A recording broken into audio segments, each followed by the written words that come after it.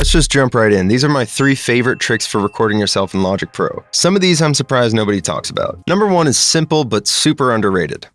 Command D to duplicate track. So whenever you hit Command D, Logic will make an exact copy of whatever track is selected. So that means all the effects that you have on it, all the sends and routing and everything, it's just the exact same track, except empty. I know it's simple, but whenever you run out of tracks, being able to duplicate the track that you're recording to means a lot of freedom for you. It means that you don't have to think about what settings, you don't have to think about putting plugins on tracks. Just hit Command D on whatever track you were recording on before and just get the idea down. So this shortcut actually comes with 2 bonus shortcuts. On the same topic, say you tweak the new track that you just duplicated, and you like your new settings a little bit better and you want to apply those settings to the other tracks, select the track you like, Option Command C, select the other tracks, and hit Option Command V. So that's copy channel strip settings and paste channel strip settings. Doing that copies all the settings from your track to the other ones, which saves you a lot of time changing plugin settings or copying plugins over.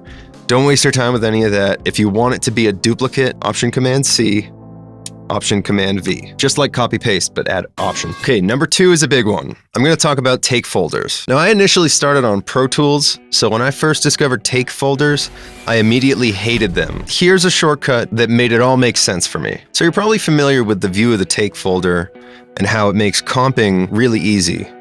The way that you can choose different parts and try different takes for different lines is super intuitive. But what do you do when you're done comping? Because take folders don't really behave like regions and they're kind of rigid. They don't really obey Logic's laws of physics. So here's what I like to do. Whenever I'm finished with the comp, I hit Shift Option U. That flattens the comp take into the individual regions that make up the comp you made. This is huge for me. This shortcut made me love take folders. I found my love for them by finding a workflow where I get rid of them as soon as possible. Now you can work with these as individual regions and do much more intensive edits. So this kind of workflow is really nice for compartmentalizing each stage of your recording process. You record, you comp, you flatten, and then you edit. And this way, I always just find myself focusing more on the performances and less on like, is that fade quite right? I'm looking at this, and when I'm done, then we worry about cleaning up the edits. Now, number 2 also has a bonus shortcut. If you're anything like me, then you like to save everything just in case. Like, what if I want to go back and adjust the comp? Or what if I want another comp using these same files? I don't want to just get rid of the take folder. Before you flatten the take folder, hit Control Option Command D for Duplicate Track Alternative. Logic just made a copy of everything on your track and just put it away in a track alternative for you. So now you can flatten this take folder in full confidence that you have all the recordings from that take folder in the drawer in case you need it. It's got to be one of my favorite shortcuts in all of DAWs because of how many times that it's saved my ass in tracking sessions. Instead of deleting things and getting them out of your session entirely, just put it in the drawer. You never know. Better safe than sorry. There's a shortcut, by the way, to show track alternatives, and it is Control Option A. Now, number 3, we're going to use take folders in a completely different way. So this one's especially fun if you've ever used a loop pedal or if you like to stack harmonies. Next time you want to record a vocal stack, try this out. Set up a loop for yourself, record all of your layers in that loop. So like you could do a couple that double the lead, maybe even try out some harmonies, even if you're not sure about them. Just whatever you want to have over this part of your song. Naturally, when you're done recording, you're going to have a take folder of everything you just recorded. Right-click on the folder and click on this.